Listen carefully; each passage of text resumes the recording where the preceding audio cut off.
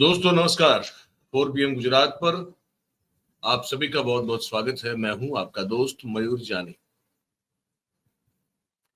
दोस्तों उम्मीद है कि आप सब स्वस्थ होंगे। गर्मी का पारा अभी भी जो है चढ़ा हुआ है। तापमान गुजरात की बात करें तो वो 41 डिग्री से कम होने का नाम अभी भी नहीं लेता। और देश में कुछ कुछ जगह पे जो है वो बताया जा रहा है कि मानसून जो है कहीं प्री मानसून एक्टिविटीज हो रही है। और उम्मीद करते हैं कि मानसून अपने सही समय पर जो है वो दस्तक दे दे और ये जो पसीने छुड़ाने वाली गर्मी है भाई साहब, उनसे सबका जो है सबको निजात मिले। राजनीति की जो गर्मी है उसका भी पारा देश में अभी भी जो है वो नीचे नहीं आया है, ये आपको बता दें। चुनाव संपन्न हो गए, भारतीय जनता पार्टी बहुमत के आंकड़े को छू नहीं पाई, लेकिन एनडीए गठबंधन बहुमत के आंकड़े को छू गया। तो वो जो सिर्फ भारतीय जनता पार्टी को 370 के पार का नारा देने वाले जो प्रधानमंत्री थे नरेंद्र मोदी साहब, वो अचानक से भूल गए हैं कि वो ऐसे बोले थे। अब वो कह रहे हैं कि देखिए एनडीए का महिमा अपरंपार है, एनडीए का ये, एनडीए का वो, सब वो गिना रहे। खैर, इस चुनाव में उत्तर प्रदेश और राजस्थान, विशेष रूप से उत्तर प्रदेश और थोड़ा बहुत राजस्थान ने, महाराष्ट्र ने भी, लेकिन उत्तर प्रदेश ने बड़े चौंकाने वाले परिणाम दिए, बड़े दुखद समाचार दिए भारतीय जनता पार्टी को। चुनाव है, ये कहीं ज्यादा कहीं कम वोट मिलते रहते हैं। ये आप किसी प्रदेश को या किसी प्रदेश के मतदाता हैं उनको अपने बंधुआ मजदूर नहीं समझ सकते ना। उनकी मर्जी है, उनको आपका काम ठीक नहीं लगा, वोट नहीं दिया। लेकिन ये जो मानसिकता, ये गुलामी की मानसिकता जिसके खिलाफ लगातार हम बोल रहे हैं, ये जो चश्मा चढ़ गया है, ये कॉन्टेक्ट लेंस जो पहन ली है, जो उतर नहीं पा रहे हैं, वो उतार भी नहीं पा रहे हैं लोग, नफरत के, वाहियात किस्म की नफरत के, वो जो कॉन्टेक्ट लेंस या तो चश्मा जो है वो पहन के अभी भी लोग एक दूसरे के बीच में नफरत फैलाने का जो काम कर रहे हैं, उस एक किस्से को लेकर हमें आपसे इस कार्यक्रम में बात करनी है। मामला सूरत का है। सूरत की महिला भाजपा की जो पदाधिकारी है, उनके पति ने एक ऐसी विवादित पोस्ट लिखी सोशल मीडिया पर जिससे पूरा मामला जो है वो गर्मा गया। मैं आपको बताऊं कि क्या हुआ एग्जैक्टली। सूरत में भारतीय जनता पार्टी की जो महिला नेत्री हैं, जिनका जो कि महिला मोर्चा जो होता है, तो उस महिला मोर्चे की उपाध्यक्ष हैं तेजल बहन कापड़िया। उनके पतिदेव हैं विक्रांत कापड़िया। उन्होंने अपने सोशल मीडिया प्लेटफॉर्म पे एक पोस्ट लिखी। वो पोस्ट मैं आपको दिखाता हूं, गुजराती में है, हिंदी में आपको बता दूं, आप इसको पढ़िए, देखिए। ये विक्रांत श्याम सुभाष भाई कापड़िया नाम के तेजिल कापड़िया के बीजेपी की महिला नेता के पति की पोस्ट है, जिसको लेकर बवाल खड़ा हुआ है। ये लिखते हैं कि यूपी वासियों और राजस्थान में रहने वालों का बहिष्कार करना चाहिए, मतलब कि यूपी वासियों का और राजस्थानियों का बहिष्कार करना चाहिए, कर दो। फिर लिखते हैं कि भैया भाई जो है उनसे किसी भी तरह की चीज की खरीदी बंद कर दो, खाने पीने की सामान लेना बंद कर दो, कोई भी प्रकार का बिजनेस देना उनको बंद कर दो। ये पोस्ट लिखी विक्रांत श्याम सुभाष भाई कापड़िया। इसके बाद बवाल खड़ा हो गया।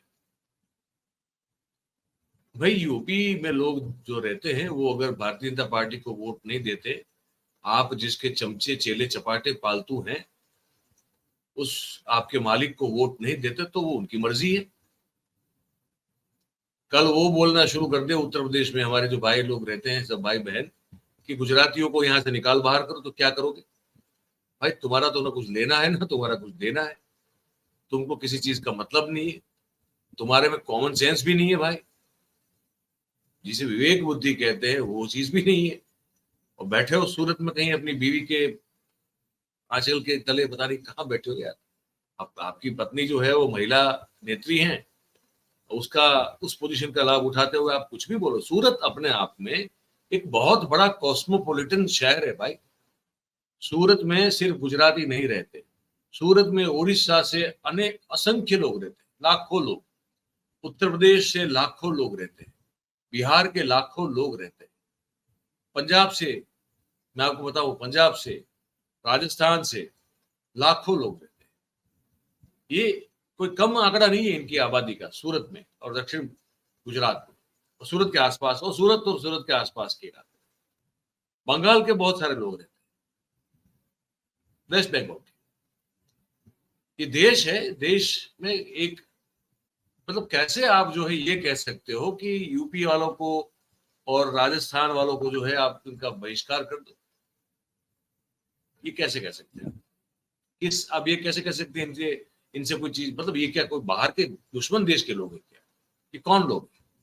आपके, जिसके आप चमचागिरी करते हो उसको नहीं जिताया तो इतना, मतलब कि इतना विद्वेष पैदा करोगे आप देश के अंदर, इस तरह की पोस्ट करते रहोगे।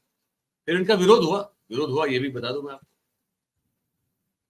ये बहुत सारे एग्जाम्पल है, लेकिन एक बता रहा हूं। एक राजपाल सिंह है राठौड़,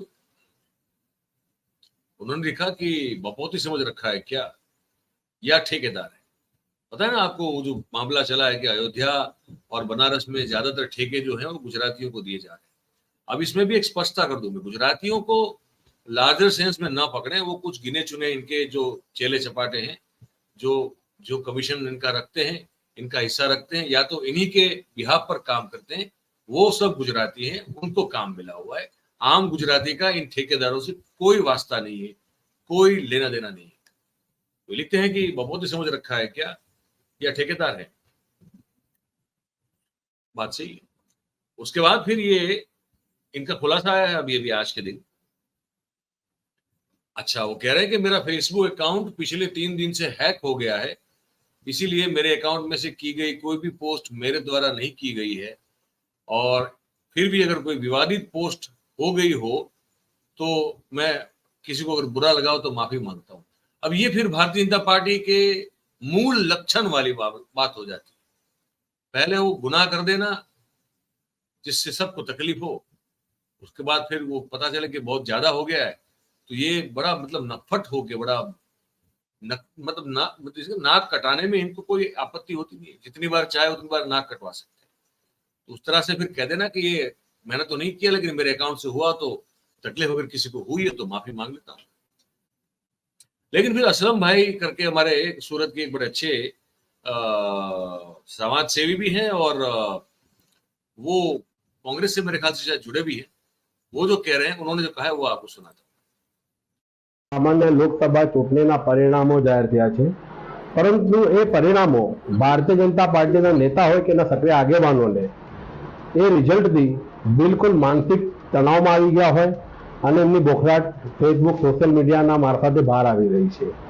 ગુજરાત પ્રદેશ સંગઠનના મહામંત્રી રત્નાકરજી હોય, એમની પણ તમે ફેસબુક પોસ્ટ વાંચો તો એમાં પણ ખ્યાલ આવે કે કેટલા માનસિક દુઃખી થઈ ગયા છે। એ પ્રમાણે ભારતીય જનતા પાર્ટીના સક્રિય કાર્યકર આરએસએસ સાથે જોડાયેલા વિક્રાંત કાપડિયા કે જેઓ સુરત શહેર ભાજપના ઉપપ્રમુખ તેજલબેન કાપડિયાના પતિદેવ છે, એમને જે પોસ્ટ મૂકી છે એમાં લખ્યું છે કે આપણે યુપી વાસી અને રાજસ્થાન વાસીઓનો બહિષ્કાર કરવો જોઈએ ને યુપી વાળા પાસે કોઈ ખરીદી ના કરવો જોઈએ। હું એમ કહું છું કે વિક્રાંતભાઈ, તમારે બહિષ્કાર કરવો હોય તો ભારતીય જનતા પાર્ટી સુરત શહેર ભાજપની અંદર જે મહામંત્રી છે રાજસ્થાની સમાજના અગ્રણી છે કિશોર બિંદલ, એમનો કરો। સંગઠનમાં બીજા પણ રાજસ્થાની અને ઉત્તર ભારતીય સમાજના પદાધિકારી છે। એવી જ રીતે સુરત મહાનગરપાલિકામાં હાલમાં દિનેશ રાજપુરોહિત, વિજય ચૌમાલ, શ્રીમતી સાબુબેન કે અમિતસિંહ રાજપૂત અને હાલમાં શાસક પક્ષના નેતા એવા સતીબેન ધર્માત્મા ત્રિપાઠી પણ યુપીવાસી અને રાજસ્થાની સમાજમાં છે, તો તમારે એમનો પહેલા બહિષ્કાર કરવો જોઈએ। કોઈ સામાન્ય ગરીબ શ્રમિક જે રોજગારી મેળવતો હોય એવાનો વિરોધ કરીને બહાદુરી બતાવવાની જરૂર નથી।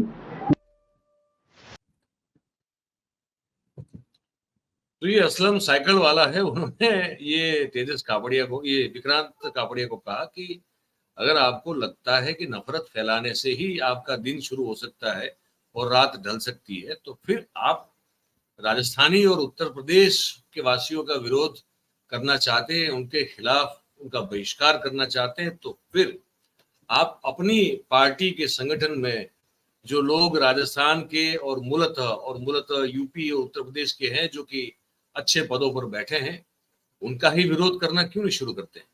उनका ही बहिष्कार करना क्यों नहीं शुरू करते?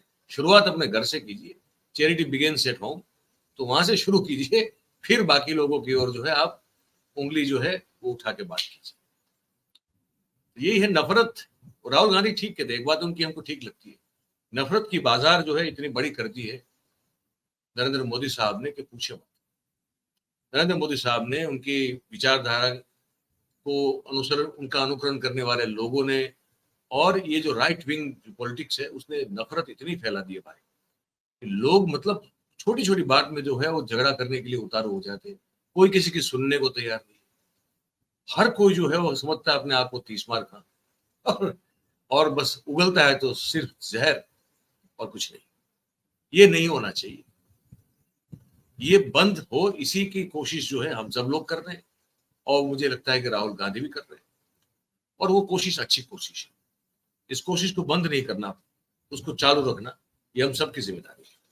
ये बताना था आपको इस वीडियो में कि अभी भी जो है इस तरह की नफरत फैलाने की पूरी कोशिश की जा रही है। एक कोई आदमी है, कोई नाम उसका भूल गया मैं, कोई राघव वाघव कुछ नाम है उसका, वो कभी मुसलमान का वेश धारण करता है, फिर कुछ गालियां बकता है।